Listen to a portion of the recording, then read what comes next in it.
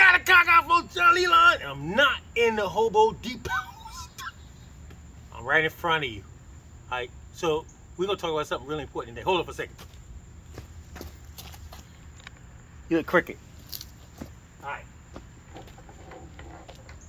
So the idea came to me that why would somebody choose a humbucker over a single coil or jazz pickups? And I want to give you my ins and outs of what I think, you know, why somebody choose something and somebody don't choose something. Look, I can only speak for me. There's some applications. I said, oh, y'all see Hootie, right? There's some applications that doesn't take a humbucker pickup, and there's some applications that doesn't take a jazz pickup. But I'm gonna use these two bases, both of them are custom by me, built by me. All right.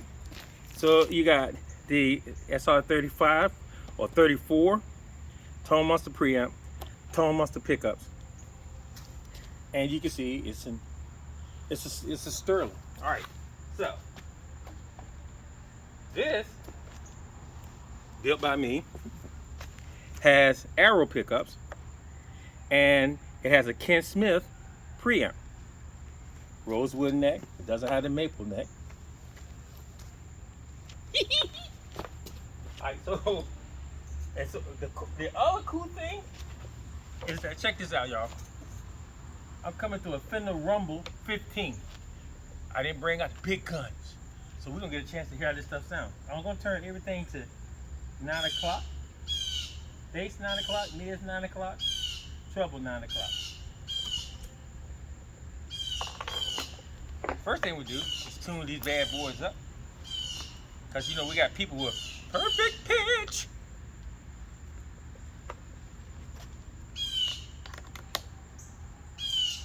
Now the Smith preamp, very simple. Tone Monster, very simple. It has volume, blend, bass and treble. This one has volume, blend, bass and treble. Only difference between this and this is the pickup configuration of cores, and this one has passive and active. That's it.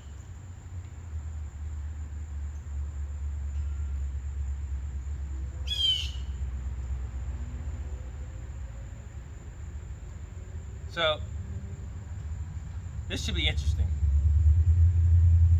And you know, I hope a lot of people get this, man, because a lot of people choose basses and they don't know why they choose them. Some people choose them because the partner told them, you know, hey bro, you need to get this joint, man. I just saw it on, I saw the video, and such great name is playing it. Not that he has it, that the guy can try it out on his own, but he's saying some great name playing it, man. I saw such and such playing it, and man, they were killing. That bass was killing.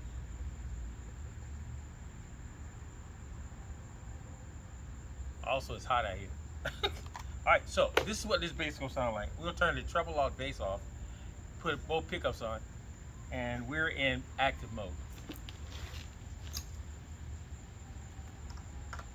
Now, this is just a 15 watt amp. But we're gonna see what she does. Okay. Oh, okay. So basically, this is your jazz, regular jazz. I'm gonna put everything at D10. This is your jazz pickup, jazz bass pickup.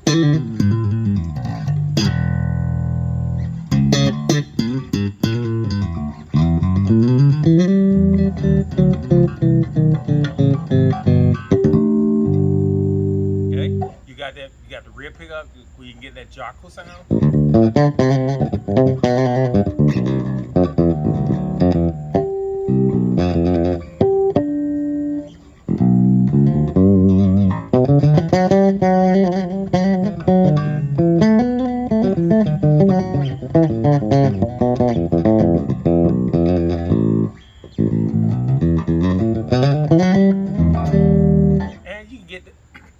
And you can get the front pickup and get that old Motown sound.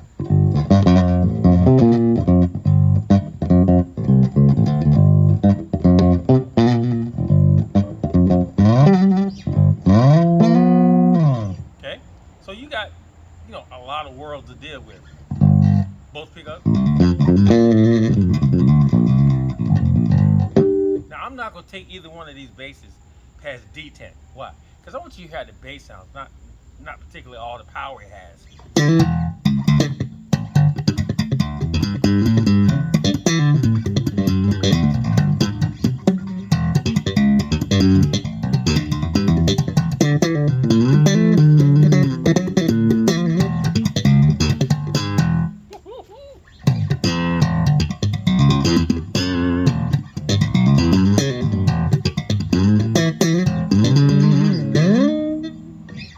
Okay, so let's go to the music, man. Real quick, like. We know a jazz can always sound like a jazz bass. We know a music man can always sound like a music man. But with humbuckers, double humbuckers, I should be able to get, if I had switching or it's regular stock, I should be able to get close to any sound I want with this bass.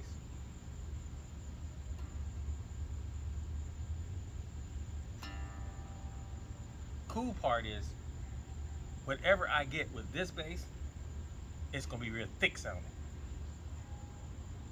If you're looking for thick sounding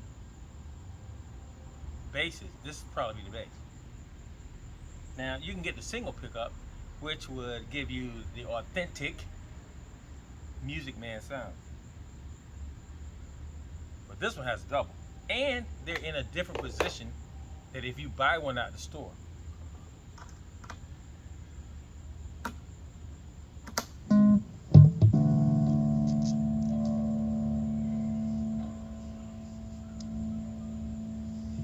This bass is a lot hotter, so it's going to speak a little different.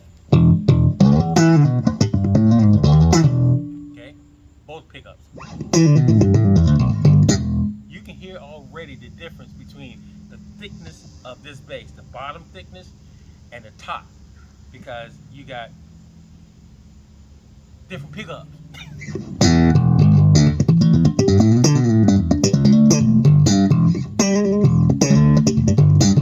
Now, rear pickup.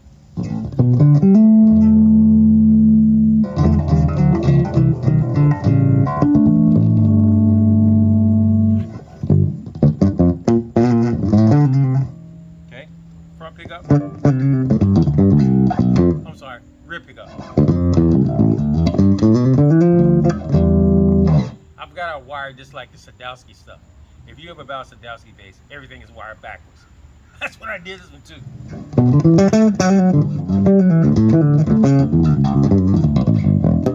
Okay. This is the front.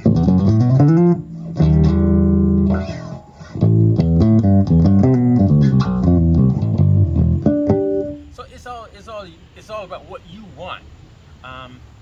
Basically, I like the jazz bass for certain applications of music. I will come to this bass if I want the application to be a lot thicker. This is a thicker sounding bass. You can hear it. It's just thick, underneath thick.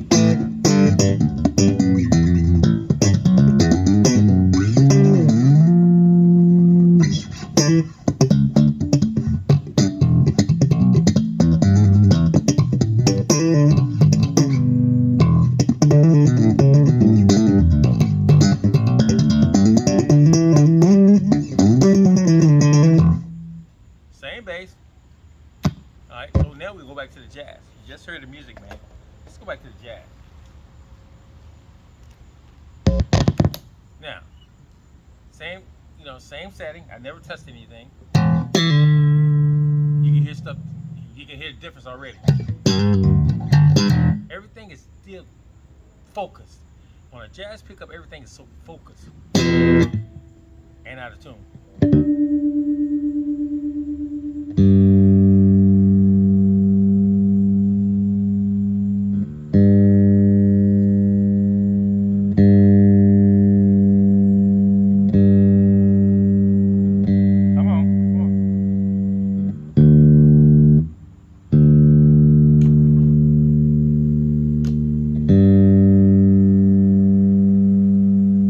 Heat.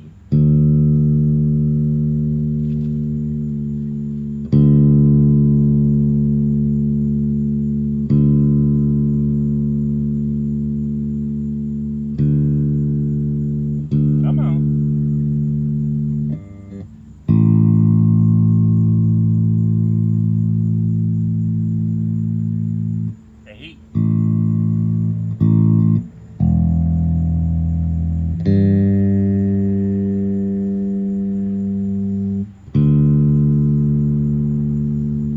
right, so it's hot out here for real. All right, so basically, look, it's so hot. Who didn't even wear a hat? Now, a lot of people like the jazz, love the way the jazz feels. With this kind of bass, with the pickups I got in it with the preamp, it's a lot more focused. Or a lot like if I didn't have anything in this bass, it'd be focused, but it won't be as focused. That make any sense? It's focused, but it wouldn't be as focused. I don't know. But the bottom is still there.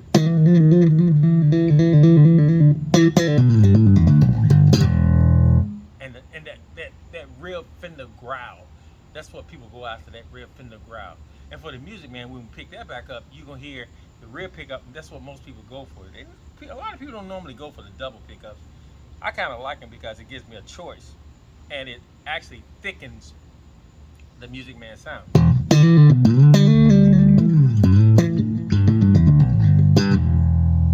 Now, I like the Jaco stuff.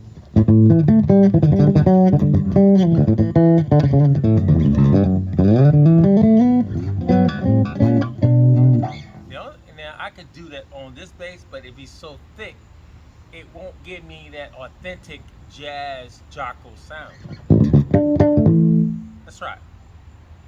I love doing this. I ain't even cutting the camera off. Just switching basses right in front of you.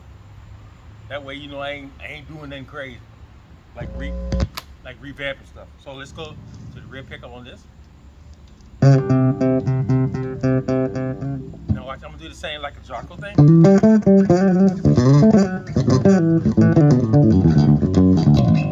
And you know what? Even if I turn the treble back almost off, it's still sizzly. It's still got that top end.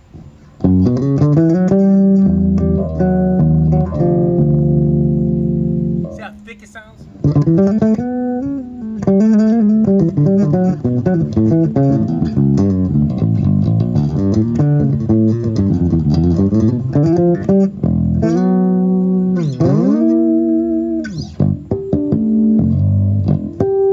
But it still got that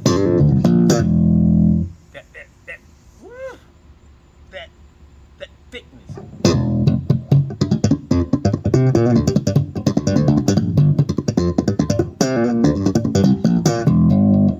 So my choice is for me to take either one of these basses out. It would have to be, I'll have to, and this is gonna sound crazy, I would have to know what kind of players I'm gonna be dealing with, drummer wise, piano wise, how many horns I'm gonna have on that gig, and what, you know, how expressive they are for me to take this out. If it's a 3-piece gig, I'm good. I'm definitely good. 4-piece gig, I could be still good. I got to stay out of the guitar player way. So, you know, my thing is when I take stuff out, I take things out that fits the application of the band. And a lot of people don't understand that.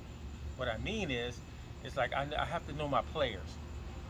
A lot of times, guys take stuff out because that's all they got. Oh, I want to take this out, this is gonna kill. But you never thought about, all right, so what kind of players you dealing with? Because you up there killing could be an overkill. That bass could be an overkill for that gig. And it's like taking a 7-string bass to a country western gig. We already know that's just crazy. Just flat out crazy. Or taking a 9-string bass to a blues gig.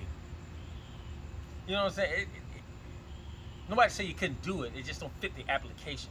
And then you got to look at, once again, my whole thing is the player. Like if I'm not with my band, my original band, those guys are so impressive that I can pretty much bring anything around them, and they would apt to it, and they would apt to the situation. If I go to another band and have to play with another band, I have to look at what I have around me for the bass to be applicable. I said applicable. That ain't a word. You told me that word. That ain't a good word. For the bass to be right, to fit in the mix right with the other instruments. So a lot of people don't think like that. I do. I think, um, you have to, as a bass player, and if you're going to a gig, you have to look at what kind of gig you're going to. You have to look at what kind of players you're going to be around. You have to look at the type of crowd you're going to have in front of you. And when you get there, you have to readjust your bass for the crowd. And people are like, what are you talking about? Readjust your bass for the crowd. You can't go to a pretty much adult crowd and all night long you doing this.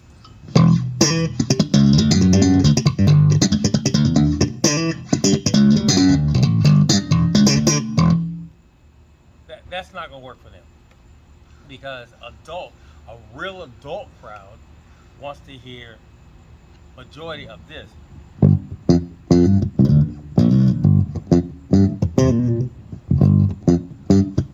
And you can express yourself with that kind of tone. There's no trouble on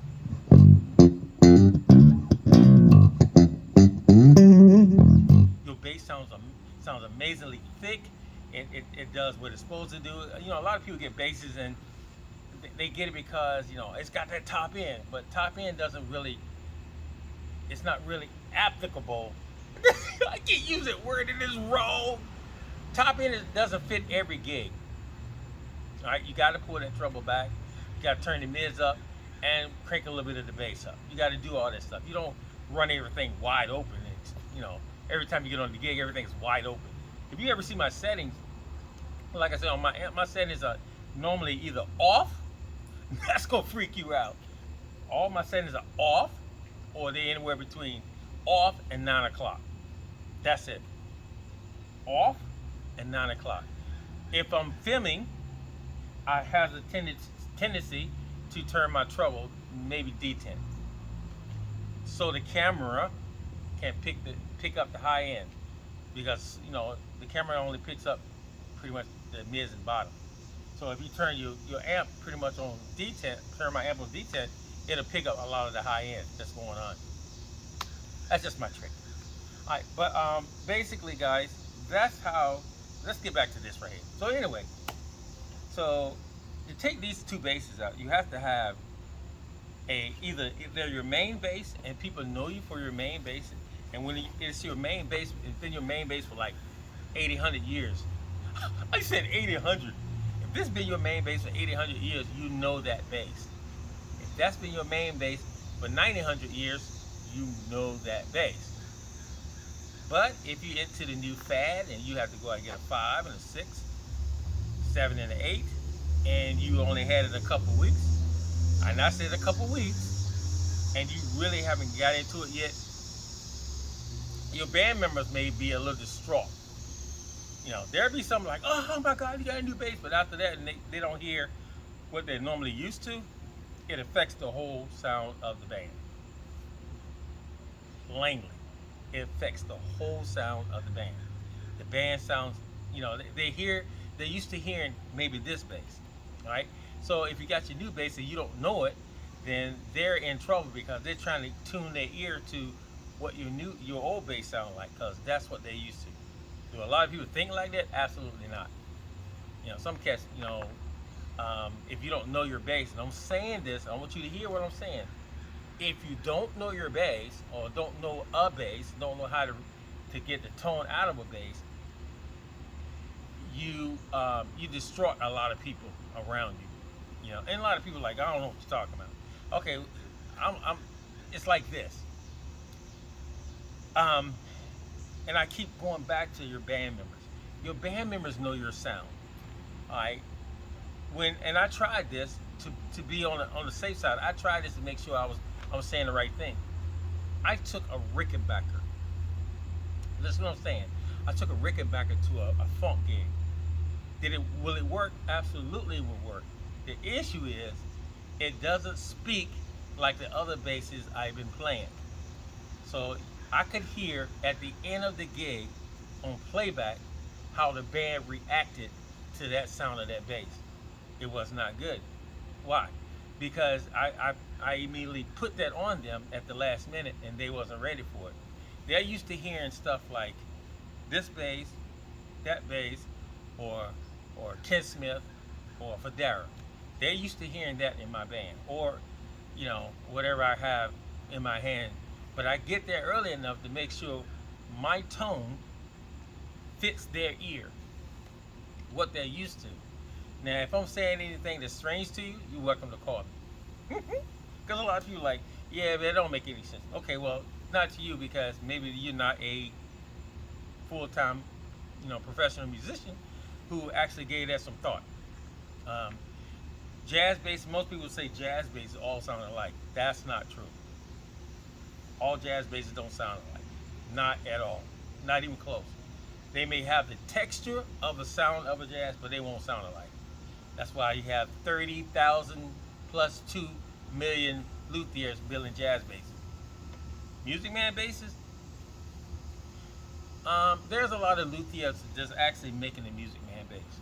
Now, but when you get the sound of the authentic Music Man bass, depending on an old one, it's hard to get. And in an old 76, 77, 78, it's hard to get those sounds. 76 is really hard to get sound-wise because it's thick. A lot of people have never really heard of 76. I had several 76s, and they sound nothing like the 77 or the 78s or the 79.